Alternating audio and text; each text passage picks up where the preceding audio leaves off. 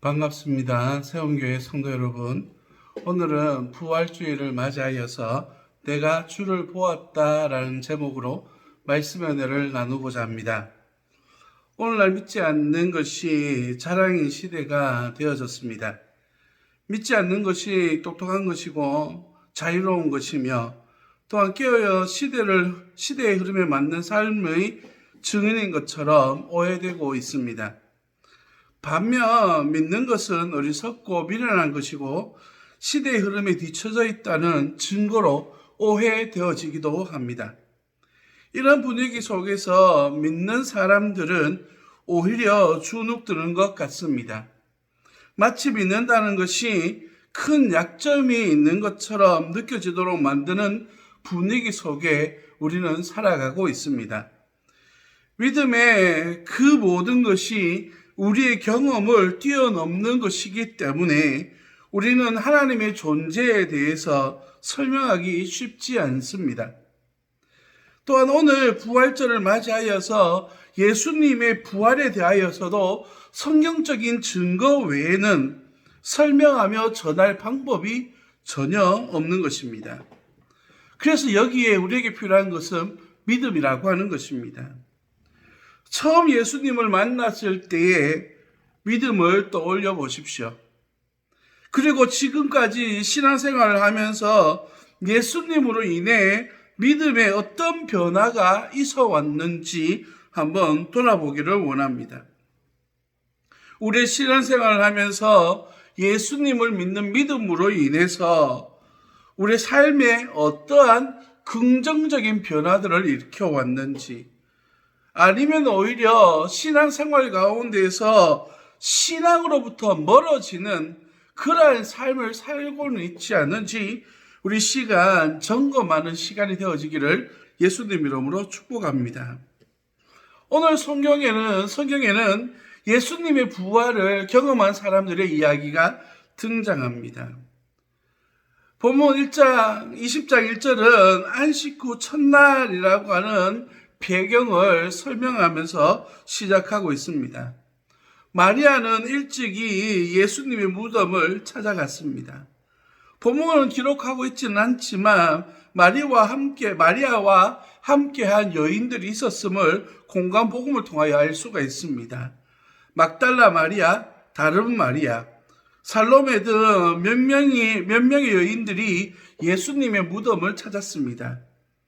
그 이유는 유대 장례법 가운데에 시신의 향유를 바르는 관습이 있었기 때문입니다.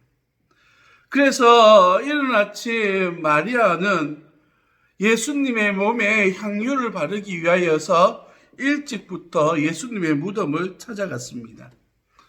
그런데 무덤에 도착했을 때 한 가지 사건이 벌어졌습니다. 바로 무덤에 돌이 옮겨져 있었던 것이었습니다. 이 일로 인해서 이전에 보면 시몬 베드로와 예수께서 사랑하시는 그 제자에게 달려가서 말하되 사람들이 주님을 무덤에서 가져다가 어디 두었는지 우리가 알지 못하겠나이다 라고 말하고 있습니다. 예수님의 시신을 도둑맞았다라고 그렇게 말하고 있는 것이죠. 예수님의 제자들 가운데 베드로와 요한은 빠른 걸음으로 예수님의 무덤을 찾았습니다. 그리고 그 속에서 예수님의 시신을 발견하지 못했습니다. 성경에 보니까 7절에 이렇게 기록하고 있는데 또 머리를 쌌던 수건은 세마포와 함께 놓이지 않고 딴 곳에 쌌던 대로 놓여 있더라라고 말하고 있습니다.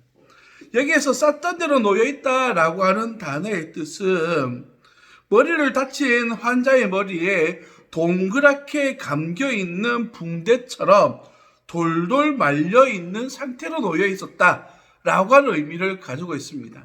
다시 말하면 수위나 그 머리에 쌌던 것들이 묶었던 그대로 남겨져 있는 겁니다. 마치 증발한 것처럼. 그래서 이 상황을 지켜봤던 베드로나 요한은 예수님께서 다시 살아나셨다라고 하는 증거를 가지고 돌아가게 된 것입니다. 이러한 사실은 부활하신 예수님께서 자기의 몸을 일으키셔서 완전한 모습으로 부활하신 모습을 또한 증거하고 있는 것입니다.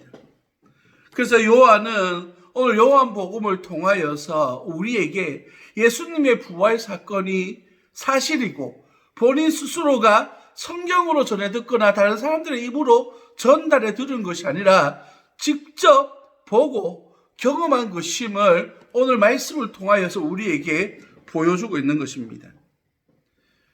오늘 이 말씀 속에 등장하는 몇 명의 사람들 가운데에 주목해서 살펴보고자 하는 한 사람이 있습니다. 그 사람은 바로 마리아입니다. 예수님께 찾아간 이 마리아는 예수님으로부터 병 고침을 받았던 여인이었습니다. 그는 7 귀신 들렸었는데 예수님께서 고쳐주시는 것으로 말미암아 예수님을 따랐던 여인이었습니다. 그는 갈릴리에서부터 예루살렘까지 그리고 예수님께서 십자가에 죽으시며 운명하시는 그 순간까지 예수님의 곁을 지켰던 여인이었습니다. 이 여인이 등장하면서 예수님이 죽으시고 난 다음에도 그를 섬기는 모습을, 예수님을 섬기는 모습을 오늘 성경은 우리에게 보여주고 있습니다. 예수님에 대한 그녀의 사랑과 헌신, 그리고 믿음이 어떠했는지 성경은 우리에게 보여주고 있는데 그 여인이 병 고침 받았다는 사실 하나만으로 그의 인생의 주인공이 되어지는 예수님을 따를 수밖에 없는 인생을 살았던 여인으로 기록되어지고 있는 것입니다.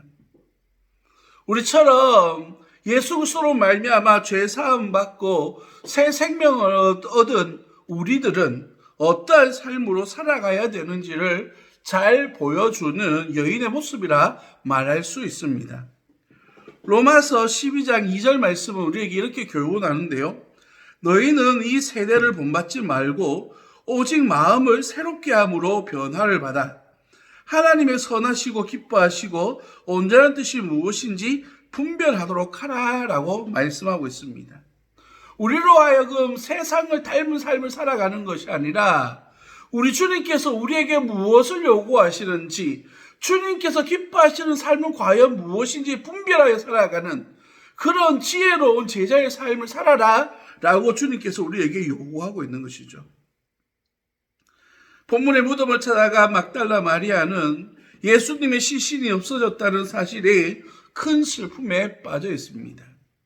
예수님의 제자들이 다가와 이 사실을 확인하고 난 다음에도 여인은 그 무덤을 떠나지 않습니다. 본문 11절의 말씀을 보시면 마리아는 무덤 밖에 서서 울고 있더니 라고 말하고 있습니다. 여기서 운다라고 하는 단어는 감정을 억제하지 못하고 통곡하여 큰 소리로 우는 모습을 표현하는 단어입니다.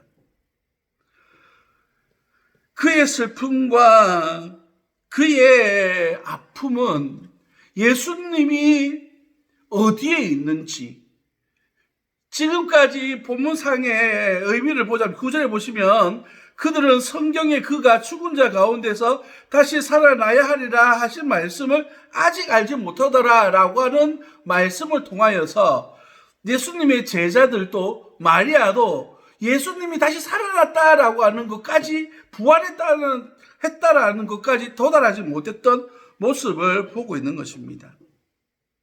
그의 슬픔은 예수님께서 부활하신 채로 다가와서 어찌하여 울며 누구를 찾느냐라고 하는 15절에 예수님의 질문을 듣고서야 그때야 예수님을 알게 되고 발견하게 되는 그 슬픔에서 눈물이 닦아지게 되는 모습들을 보게 됩니다.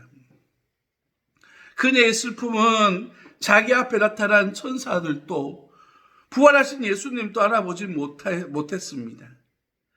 예수님께서 울고 있는 마리아의 곁으로 다가오셔서 그의 이름을 불러주시며 예수님께서 그에게 위로의 말씀을 전해주시자 그가 예수님을 알아보게 된 것입니다. 예수님께서 먼저 마리아의 이름을 불러주셨습니다. 이 부분이 중요한데요. 우리는 두 가지 시간을 살고 있습니다.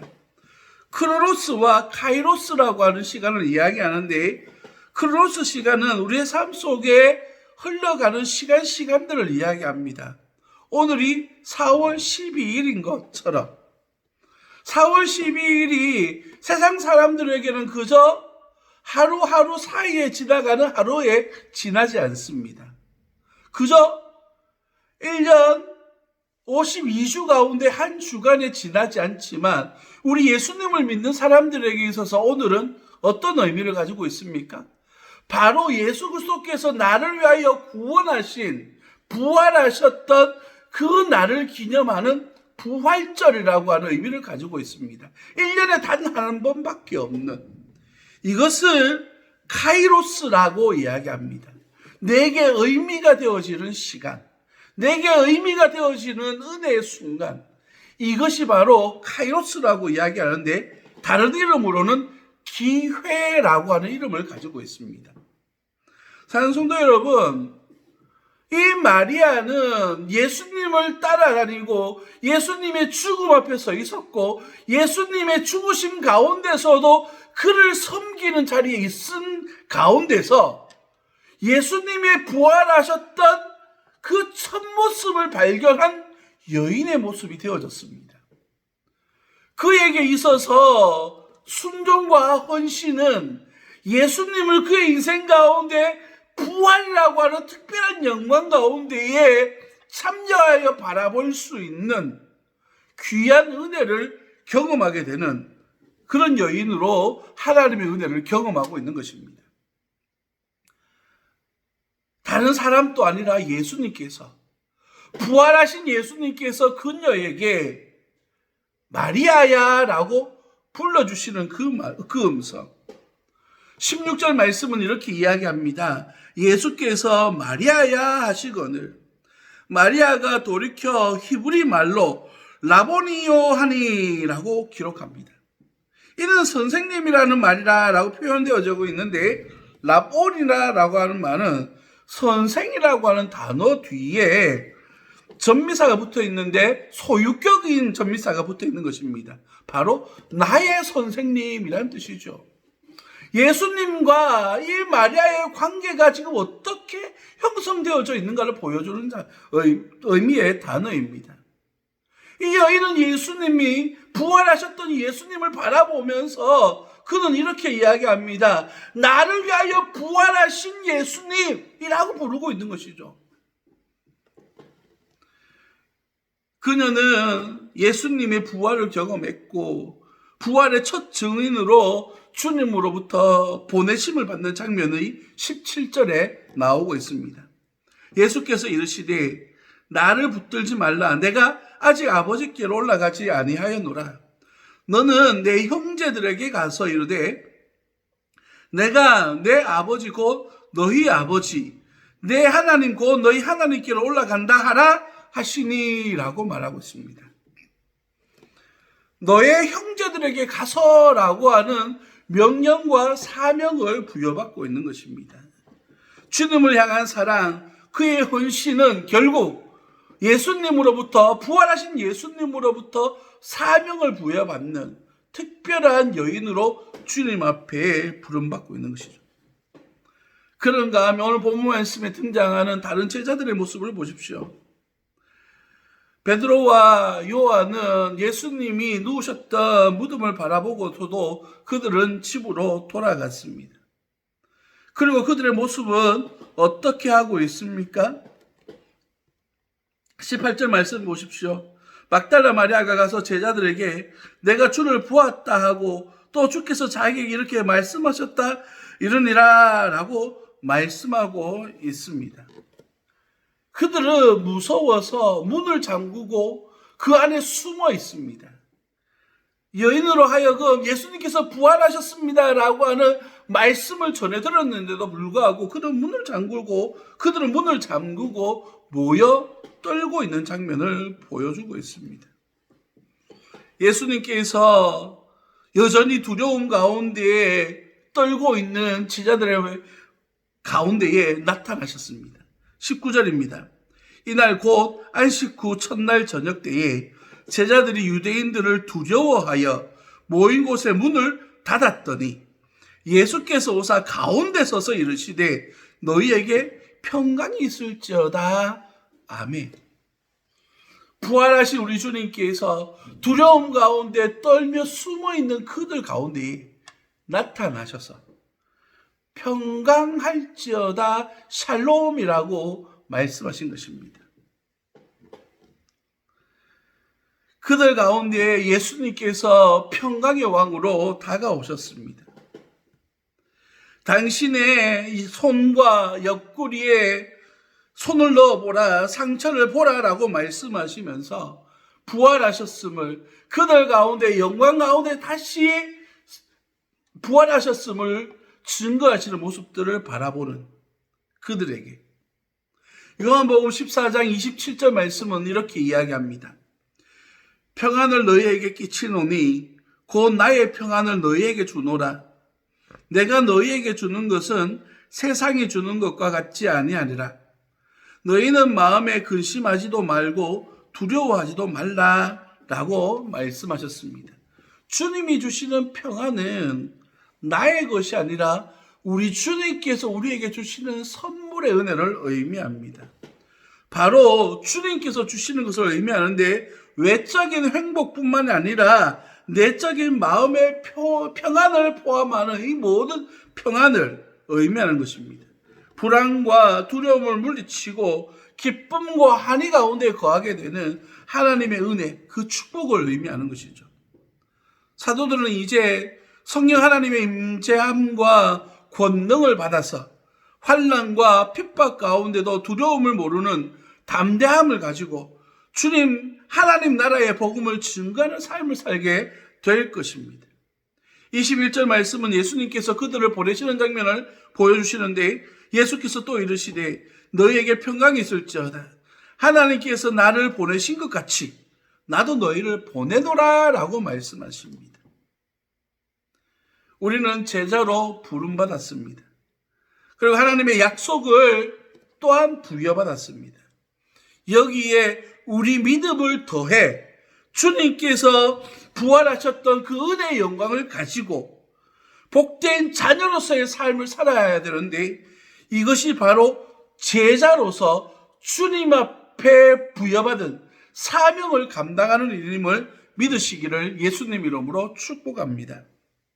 예수님의 빈 무덤을 처음 확인한 그러한 제자들도 완전한 부활을 믿지 못했지만 예수님을 만남으로 말미암아 그들의 인생이 완전히 변화되어진 것처럼 오늘 우리들 가운데 말씀하시는 이 말씀 속에서 부활하신 예수님을 경험함으로 말미암아 이 어려운 시대 가운데서도 주의 복음 하나 붙들고 믿음으로 살아가는 귀한 주의 자녀 되시기를 예수님 이름으로 축복합니다. 예수님은 하나님의 뜻을 이루시기 위하여 이 땅에 오셨습니다. 그리고 그 사명과 그 임무를 감당하시기 위하여 33년의 생을 사시다가 십자가에 달려 죽으셨습니다.